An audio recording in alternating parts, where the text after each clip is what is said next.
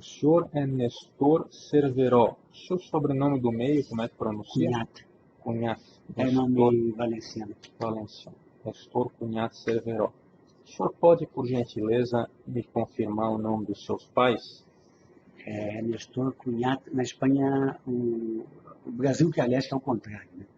Na Espanha, primeiro vem o nome do pai, depois vem o nome da mãe. Então, meu pai, que morreu, faleceu há 2 anos, era Nestor Cunhat Sancho. E minha mãe é Carmen Cerveró Torrejón. Correto. A sua data de nascimento? 15 de agosto de 1951. Ou a sua profissão? Engenheiro químico. O seu estado civil? Casado. E o seu endereço atual? Então, é Estrada Neuza Brizola, 800, Casa 2. Correto. É isso aí, Itaipava, distrito de Petrópolis, Rio de Janeiro. Rio de Janeiro. Senhor Nestor, nós estamos aqui na presença da doutora Alessi Brandão e do doutor Igor Arthur Raizel, que são seus advogados constituídos. O senhor confirma isso? Confirmo. Perfeito. Eu sou Márcio Schiffer Fontes e estou aqui atuando nos autos de petição 5.886, relator o eminente ministro Teori Zavascki. Estou aqui por delegação dele. E advirto ao senhor desde logo que, embora eu seja magistrado, esse procedimento não está sob a minha jurisdição. Não sou eu que decidiria a respeito dele. Como eu já disse, o julgador responsável é o ministro Teori Zavascki. Eu estou aqui estritamente cumprindo delegação e ordens dele, no sentido de tomar esse depoimento, previsto no artigo 4º, parágrafo 7º da Lei 12.850 de 2013. Esses autos tramitam perante o Supremo Tribunal Federal.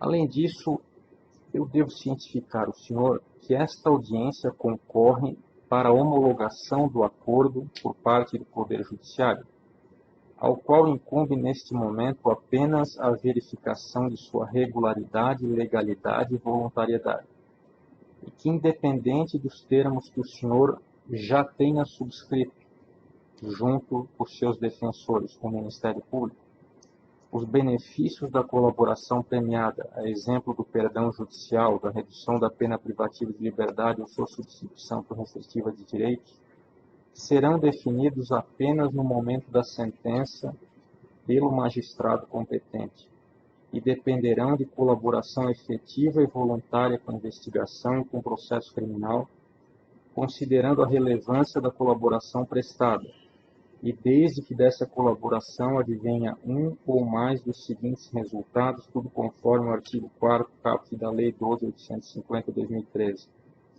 A identificação dos demais coautores e partícipes da organização criminosa e das infrações penais por eles praticadas. A revelação da estrutura hierárquica e da divisão de tarefas da organização criminosa. A prevenção de infrações penais decorrentes das atividades da organização criminosa. A recuperação total ou parcial do produto ou do proveito das infrações penais praticadas pela organização criminosa, e assim por diante. Alerto também que, ainda assim, ainda que alcançados esses resultados, a concessão do benefício levará em conta a personalidade do colaborador, a natureza e circunstâncias, a gravidade e a repercussão social do fato criminoso e a eficácia da colaboração. E o mais importante de tudo, registro que tanto o Ministério Público quanto o senhor podem retratar-se da proposta ora pendente de homologação, no seu caso, inclusive agora, nesta audiência. Caso em que as provas autoincriminatórias produzidas pelo colaborador não poderão ser utilizadas exclusivamente em seu desfavor nos termos do artigo 4º, parágrafo 10 da Lei 12.850/2013, já mencionado. Então, senhor Nestor, eu gostaria que o senhor me explicasse com toda a clareza como é que nós chegamos até aqui. Quando é que o senhor tomou conhecimento de que havia uma investigação e que essa investigação dizia respeito ao senhor? Bom, na realidade, eu não sabia que havia investigação. Se me permite, eu vou recuar um pouco no tempo. Perfeito. O ano passado, eu permaneci muito em evidência por conta da afirmativa da presidente Dilma que eu tinha feito a apresentação sobre uma refinaria que foi comprada nos Estados Unidos e que a responsabilidade de aprovação é dela, é do Conselho, e que ela disse que só tinha aprovado porque não tinha as informações suficientes, o que não é verdade. Mas isso eu estou só me permitindo um recuo. Sim, à vontade. Então, iniciou-se o processo no TCU, né, que foi julgado, está pendente ainda. Né, o TCU analisa periodicamente as contas. Sim. E nós fomos, eu e toda a diretoria e o conselho, fomos acusados de ter causado prejuízo à companhia, por um negócio mal feito, tudo isso. Em paralelo, aconteceu a Operação Lava Jato. Né? Coincidentemente, isso foi no dia 17 de março de 2014, e no dia 18, o Paulo, meu ex-colega da direção, foi preso, dando início à Operação Lava Jato. 2014, isso. Isso em 2014, tá? Isso quase vai fazer 2 anos já. Quase. Correto. Muito bem. Ao longo da Operação Lava Jato, em nenhum momento eu fui vítima, fui alvo de nenhum tipo, pelo menos não me foi informado. Né? Provavelmente deve ter havido alguma investigação sigilosa, até que surgiu a delação, o acordo de delação premiada, de colaboração premiada, me disseram que é correto, é colaboração premiada, não é delação, do Paulo Roberto e do Júlio Camargo, que é um lobista, né, me acusando de ter participado de negócios da Petrobras, que eu estaria envolvido. A partir daí, eu imaginei que meu nome estaria sendo investigado. Isso já foi no final do ano passado. Como não havia nenhum tipo de convocação, não houve nenhum tipo, para ser verdadeiro, em junho ou julho de 2014, eu fui convocado pela Justiça Federal para fazer um depoimento sobre o julgamento do Dr. Roberto Youssef. Eu fiz via precatório no Rio de Janeiro. O doutor Moro fez algumas perguntas. Videoconferência, né? Precatório, né? Videoconferência que chama, né? Uhum. Bom, aí continua o processo, o julgamento, toda aquela discussão se o conselho é responsável, se não é responsável, os bens foram bloqueados, depois foram desbloqueados porque houve um erro, o presidente... Bom, mas em nenhum momento eu fui intimado ou convocado pelo processo aqui, pelo Ministério Público aqui do Paraná, que estava conduzindo o processo do Lava Jato, para qualquer tipo de esclarecimento. Eu viajei no final do ano passado para passar o Natal com minha mulher, tem 3 irmãos na Inglaterra, né? E viajei mais ou menos uma segunda semana. A sua senhora é espanhola? Não, eu tenho passaporte. Eu tenho cidadania espanhola. A minha mulher tem cidadania inglesa. O meu sogro lutou na Segunda Guerra, e ela nasceu aqui, mas ela é cidadã inglesa. Eu sou cidadão espanhol por um erro do consul. Na realidade, eu sou filho de espanhóis. Eu nasci no Brasil, mas na hora que isso já faz muitos anos, no registro, eu sou considerado cidadão espanhol. É uma figura curiosa. Eu sou cidadão espanhol natural de Rio de Janeiro. É como se tivesse uma cidade na Espanha chamada Rio de Janeiro. Tanto é assim que a minha neta tem passaporte espanhol. Porque, como houve esse erro, eu sou considerado cidadão espanhol. Além de ter o passaporte espanhol, que eu já teria direito por ser filho de espanhóis, eu sou cidadão espanhol. Né? Eu voto.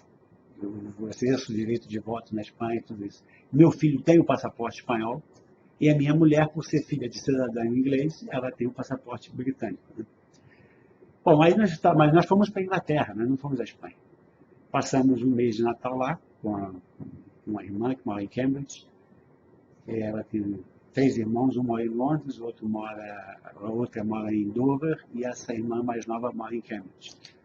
E eu desconhecia completamente, inclusive eu conversava com o meu advogado. E, quer dizer, qual a minha surpresa quando eu retorno, né? Eu retornei no dia 14 de janeiro, melhor dizendo, no dia 13 de janeiro deste ano, e ao desembarcar no Galeão, eu fui preso pela Polícia Federal. A Polícia Federal me chamou, por favor, o senhor nos acompanhe. Estavam lá 3 representantes da Polícia Federal aqui do Paraná, que me trouxeram no dia seguinte, porque no dia 1º de janeiro, sigilosamente, o juiz de reserva tinha decretado a minha prisão preventiva sob alegações totalmente absurdas, do tipo que eu poderia fugir para a Espanha. Eu estava a meia hora de voo da Espanha, em nenhum momento eu pensei em fugir para a Espanha, em nenhum momento, agora apareceu aí estavam armando uma fuga minha para a Espanha, nunca pensei, porque eu estava tranquilo, eu estava voltando para continuar exatamente a defesa do processo junto ao PCU, junto ao CGU, que também tinha feito investigações sobre as minhas declarações de receita, né? Mas o Lava Jato nunca tinha me comunicado nada. A única comunicação que eu recebi foi a minha prisão preventiva, né? Uhum. Bom, isso é só histórico, desculpe a extensão. À vontade, vamos adiante. Mas aí houve uma correção, inclusive, porque foi mal feita a primeira alegação de prisão preventiva, foi muito mal feita. O juiz Moro retornou de férias e fez uma nova, como fosse uma correção, porque ia ser meu advogado, disse, não, isso aqui nós vamos, aliás, sempre foi o discurso do meu advogado, né? Que já vinha a ser o Edson... O Edson não, o Edson é meu advogado há muito tempo. E ele disse, não, essa justificativa aqui derruba em uma semana isso aqui. Só que, para minha surpresa, ou surpresa dele, o juiz Moro retornou de férias e emitiu uma nova ordem de prisão preventiva corrigindo os erros da que tinha sido feita no dia 1º de janeiro. Foi feita pelo juiz reserva, não é uma crítica, mas a alegação dos advogados é que era um documento muito mal redigido, que seria muito fácil a derrubada dele junto ao STJ, uma liminar ao STF. Isso dito pelos advogados, não só pelo meu advogado, por outros advogados que estavam envolvidos. E o meu advogado, desculpe, sempre numa posição muito otimista, me apresentou a Alessi, o irmão dela, que tem um escritório aqui em Curitiba, né, para trabalhar junto, para poder, já que ele fica no Rio, né, facilitar o contato. E, curiosamente, o Dr. Beno, que é o irmão da Alessia, sempre foram, porque eles estavam vivendo a experiência, eles já tinham atendido ao Paulo Roberto, já tinham participado de outros processos, eles como que manifestavam a conveniência de, com muito cuidado, né, porque aí existe toda aquela questão ética, o meu advogado efetivamente é o Edson Ribeiro, que é visceralmente contra, não só ele, né, como outros, o Dr. Nélio, são visceralmente contra, por princípio jurídico, a figura de colaboração ou de delação, né? Eles são advogados criminais e consideravam que não havia nenhum sentido eu, sem ter nenhuma condenação, permanecer preso preventivamente, sem direito a habeas corpus, que parece que é uma figura normal. Estou entrando numa seara que não é minha, mas que todos eles diziam, não, isso é questão de dias, né? Bom, só que os dias se sucedem, né? E houve uma primeira liminar, negada aqui pelo Rio Grande do Sul, pela TRF, né? E o meu advogado disse, não se preocupe, mas que no STJ, depois nós vamos entrar com uma liminar, junto ao STF, isso vai ser rapidamente. Por essa ocasião, saiu a liminar do HC, do habeas corpus, do Renato Duque. Né? O juiz Teori concedeu a liminar, que, aliás, havia concedido ano passado, né, ao Paulo Roberto, que depois foi preso de novo. Mas concedeu a liminar ao Renato Duque, e isso serviu como uma evidência para o meu advogado, dizendo, está vendo? A questão de ter mais uma semana, você ter paciência. Claro que é uma posição muito tranquila, né? Você falar para o sujeito, não, você fica preso mais um pouco aí, que eu vou cuidar da sua liberdade, né? É uma divisão não muito equânime, né? Da responsabilidade ou da carga. Mas, e aí começou o processo, né, da primeira acusação, né? Eu participei de uma série de audiências de testemunha aqui, depois, junto ao Dr. Moro, ao juiz Moro, e eu manifestei, eu comecei a... Ainda não como denunciado, como testemunha nessa primeira Na oportunidade. primeira oportunidade como testemunha, já como denunciado, porque já houve um primeiro... O senhor já figurava como denunciado numa ação penal e se apresentou como testemunha em outra, é isso? Isso. E aí, bom, aí já tem que melhorar um pouquinho, mas mais ou menos nessa época. Né? Mas vamos lá, de acordo com o que o senhor se recorda. Eu me recordo. Isso nós estamos falando, eu fui preso em janeiro, né? No dia 14 de janeiro. Eu cheguei aqui, eu fui dia 13 à noite no Galeão, foi uma experiência traumática. Você sai de um avião inglês e é preso por não ter ido para a Espanha. Isso faz parte da justificativa, que eu poderia ter fugido para a Espanha. Aqui outra coisa, que eu viajo com passaporte espanhol, eu tenho passaporte espanhol por direito. É o tipo da acusação tão absurda que os advogados, havia como que uma frente dos advogados, vai além dos advogados, não, isso é um absurdo. Alguém ser, por exemplo, preventiva, que pode, na hipótese de fugir do país. Olha, se eu tinha acabado de regressar da meia hora de voo da Espanha, e a Espanha, pelo que eu sei, não tem extradição com o Brasil. Quer dizer, se eu viajo, se me ocorre a ideia de viajar à Espanha, né, em nenhum momento me ocorreu isso, eu ia passar o resto da minha vida na Espanha. Né?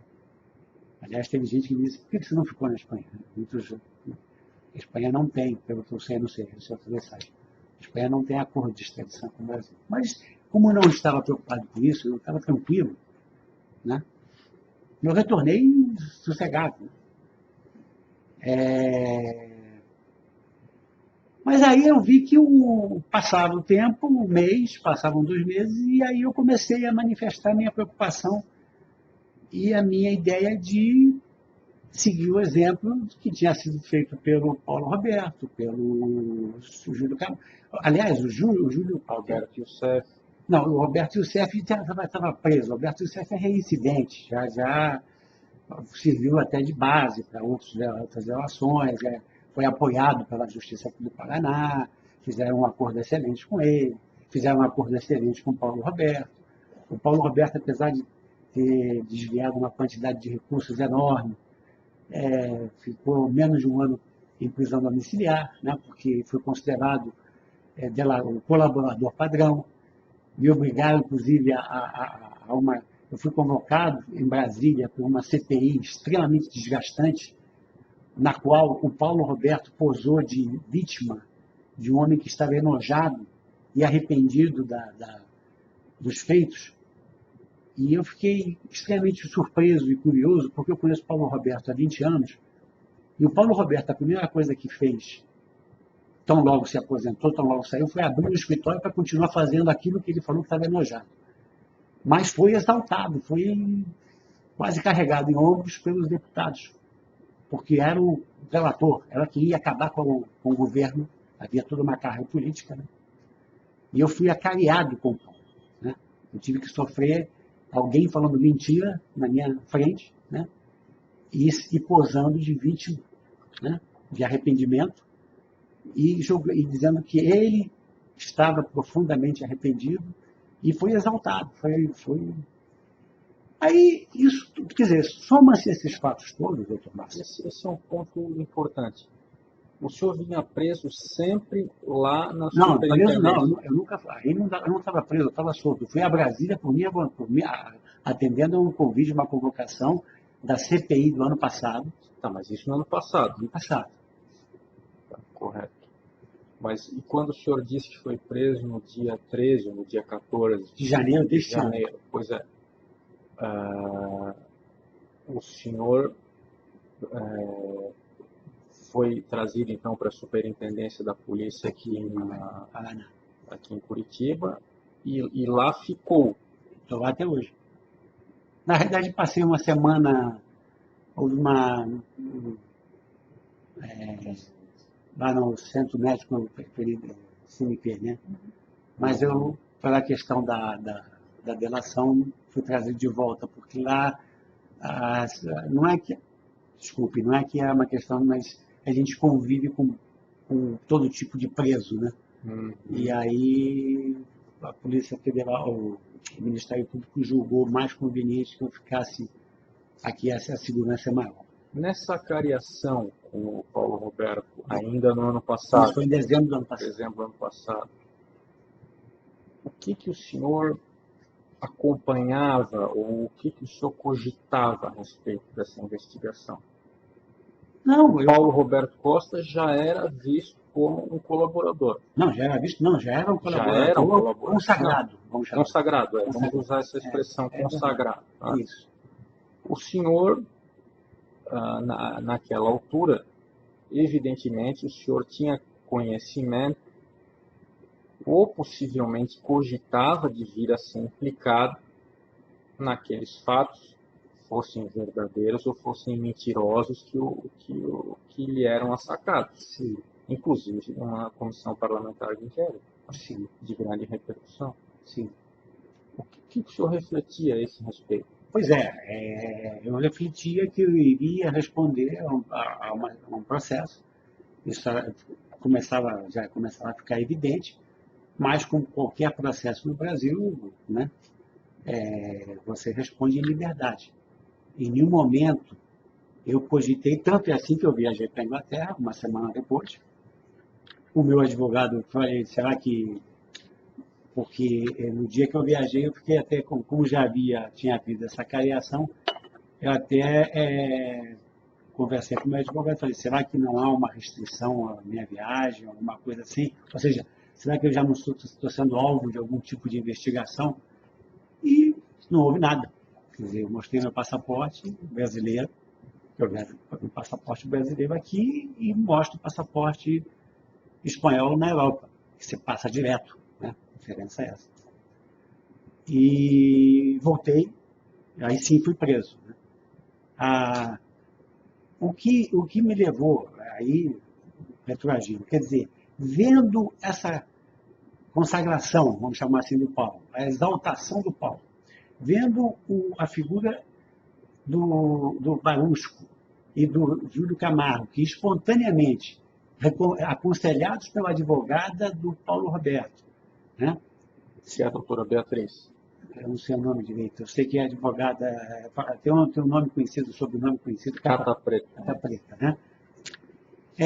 Gente que tinha desviado uma quantidade de recursos gigantesca, né? Fez uma delação com uma série de... e foi solto, melhor dizendo, o Júlio Camargo e o Barusco não foram nem presos. Respondendo a processo, estão soltos, não chegaram o Paulo Roberto ainda ficou 2 meses preso. O Barusco e o Júlio Camargo nem presos foram.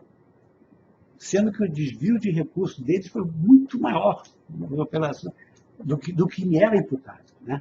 Bom, isso eu já raciocinando, já estou fazendo uma certa simbiose aqui da argumentação do meu advogado, que eu comecei a sentir fraca, a sentir que eu estava perdendo a guerra. Né?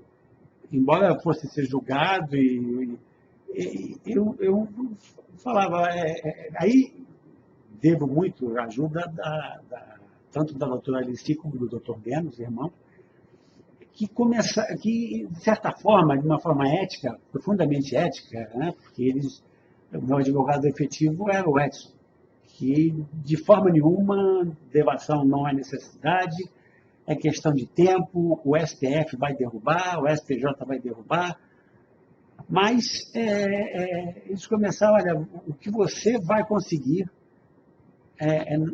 você não tem eu estava no primeiro processo, né?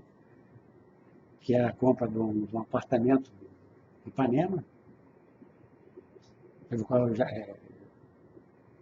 fui condenado, mas já antes eu conversei com e meu advogado, não vamos fazer delação, você vai responder em liberdade. Isso vai ser derrubado porque as provas não são suficientes para lhe acusar. E eu falei, olha, eu tenho um conhecimento, o fato de ser 11 anos, eu fui 5 anos diretor internacional da Petrobras e 6 anos diretor financeiro da BR Distribuidora, que é a segunda companhia do país. Né? Eu falei, pelo que eu estou vendo, o exemplo que eu estou vendo, é uma questão de exemplo. Né? É muito mais, até do ponto de vista jurídico, o que eu vou ganhar continuando preso, sendo julgado, sem... Isso o senhor está falando do quê? De mês de abril? Mais ou menos. Já depois de 2, 3 meses preso, eu comecei a cogitar fazer uma delação, porque Tá, quer fazer uma pausa? Vai. Só um segundo.